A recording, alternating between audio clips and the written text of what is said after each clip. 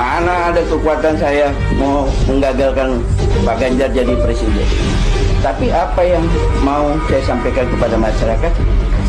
Tolong dijelaskan apa prestasi Pak Ganjar. Ya, orang mengatakan Bambang Pacul itu nggak suka Pak Ganjar. Saya tidak suka pada perilakunya. Ya wes lah, yang dia aja asal ganteng, dia aja yang dipilih asal bukan perempuan. Ya wes dia aja, biarpun gak iso apa-apa juga gak apa-apa, tapi yang penting dia itu kalau di sosmed, kalau di TV itu nyenengin. Tapi kemudian nggak bisa kerja, nggak deket rakyat. Mau atau nggak nih pemimpin kayak gitu? Nah.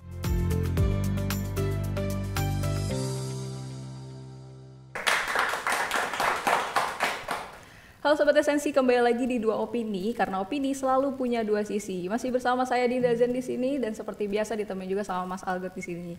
Selamat sore Mas.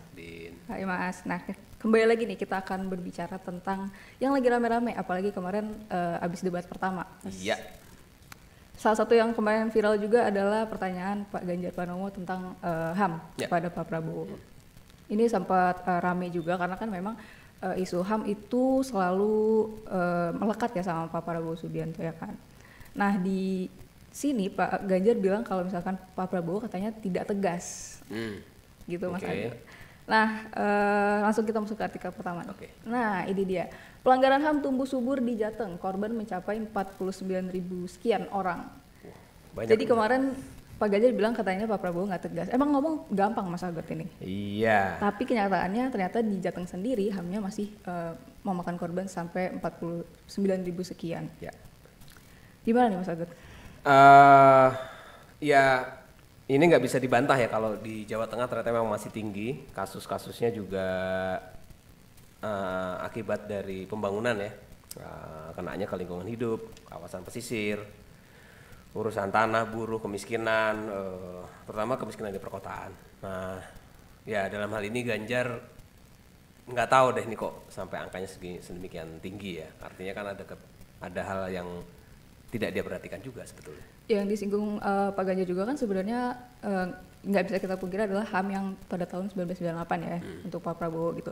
Nah tapi yang menjadi catatan adalah sebenarnya pelanggaran HAM ini bukan hanya tanpa mengecilkan ya, maksudnya ini bukan sekedar aktivis 98, tapi banyak hak asasi manusia yang lain. Nah ini di Jateng sendiri, Lembaga Bantuan Hukum Semarang mencatat ada 68 kasus pelanggaran HAM sejak Januari hingga Oktober 2021. Korbannya mencapai ini 49.815 orang. Nah dalam 68 kasus ini Mas Algot, ada 8 isu pelanggaran HAM. Itu ada lingkungan hidup, kawasan pesisir, masalah tanah, buruh, kemiskinan di perkotaan, kebebasan berekspresi, perempuan dan anak, serta pelanggaran hak atas peradilan yang adil.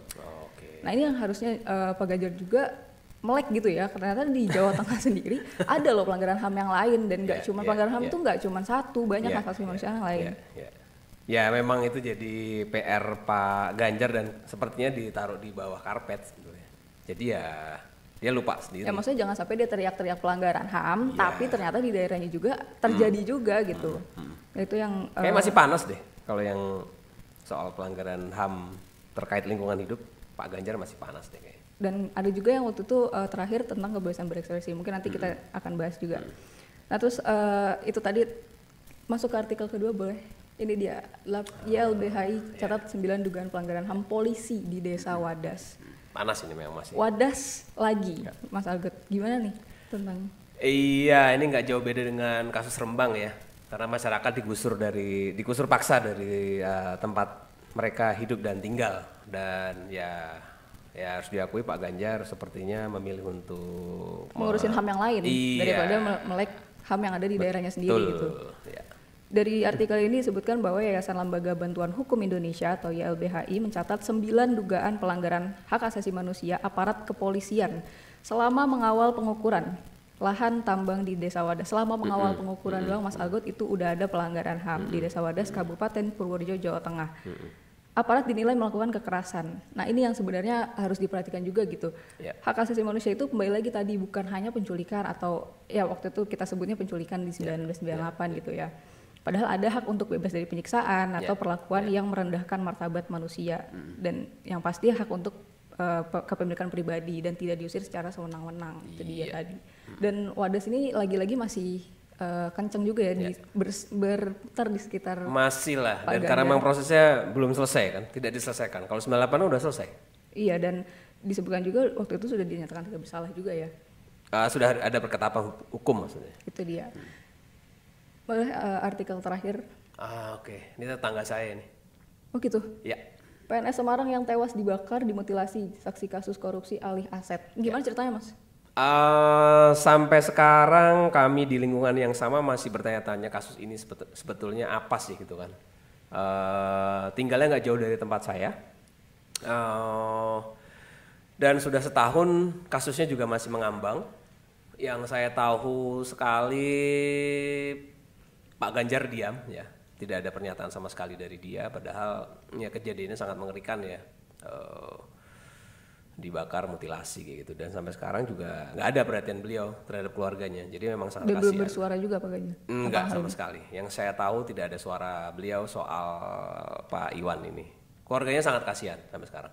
Dan terjadi di wilayahnya dia gitu, maksudnya yang Iya. ada di lingkungannya dia pun seperti itu. Khawatirnya nanti kalau misalkan lebih luas lagi, apakah akan kepegang sama dia? Iya. Pemkot Jateng itu di seberang rumah dinasnya dia. Jadi ya Harusnya tahu, iya. tapi mungkin memilih nggak mau tahu mungkin. Iya. Takutnya gitu, kita nggak tahu ya.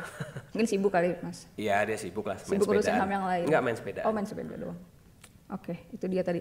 Nah ini mengenai PNS Semarang ini, jadi ceritanya dia sebagai saksi waktu itu, lalu dia hilang tanpa kabar dan dinyatakan dimutilasi. Iya, dia harusnya hari itu dia memberikan keterangan ke Polda Jateng ya, ada kasus korupsi kalau nggak salah. Terus hilang. Berarti ada pelindungan saksinya ini dipertanyakan juga dong, Mas?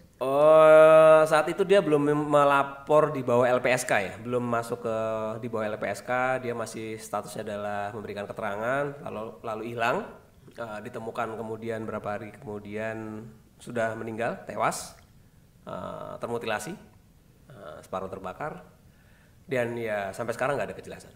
Nah itu dia, tapi Mas waktu pas kemarin debat itu Pak Ganjar bilang kalau saya jadi presiden, dia bilang dia akan membereskan kasus ini. Oh, ya Jadi kalau. dia akan tegasnya kalau misalkan dia jadi presiden, Mas. Makanya mungkin kemarin pas dia masih di Jawa Tengah, mungkin dia nggak akan setegas itu, karena kan menjadi presiden, Oke, ya kan? iya, Nah iya, itu mungkin di situ. Ya, ya. Yang deket aja nggak bisa. Oke, yuk gimana lagi? Nah itu dia. Tapi Mas Agot mau nanya deh, kalau misalkan membawa-bawa isu HAM yang ini udah sekian lama terjadi, udah selalu dipertanyakan gitu, masih relate gak sih Mas? Ya itu akan selalu diputar ya, dan itu menjadi persoalan yang akan terus-menerus diputar ulang setiap kali seorang Prabowo berpolitik ya. Dan itu menjadi, kalau saya melihat Pak Prabowo waktu itu adalah seorang komandan militer, dan diakui atau tidak dia secara langsung bertanggung jawab terhadap tindakan yang dilakukan oleh pasukannya. Sudah ada hasil sidang. Jadi ya memang secara hukum sudah selesai sebetulnya. Nah kalau kemudian masih diungkap masih ditorak-tarik terus sama Pak Ganjar, ya ada pertanyaan besar sebetulnya, ada apa sih kok ini yang terus dia tanyakan. Apakah selama ini dia tidak tahu atau tidak peduli, saya nggak tahu. Jadi ya nggak tahu juga dengan Mas Ganjar. Atau mungkin dia cuma mau nyerang aja Mas? Mungkin karena memang nggak punya bahan yang cukup, jadi akhirnya hal-hal yang lama yang tidak relevan terus-menerus dia putar ulang. Ya, ini kan maksudnya jadi khawatir juga ya. Pertanyaannya sekarang Pak Ganjar benar-benar peduli dengan hak asasi manusia atau ini cuma buat nyerang aja dan lagi momennya aja gitu. Nanti kalau misalkan momennya udah lewat, lupa lagi sama HAM-nya. Itu yang jadi yang dikhawatirkan gitu kan. Ya seperti emang kurang bahan, satu. Yang kedua, ya dia kurang bercermin aja bahwa dia punya masalah terpercik besar. Muka sendiri ya. Iya. Itu dia sebenarnya kesimpulannya adalah HAM itu baik lagi bukan hanya sekedar penculikan dan lain-lain, banyak hak asasi manusia yang lain yang perlu diperjuangkan dan harus diperjuangkan ya Mas.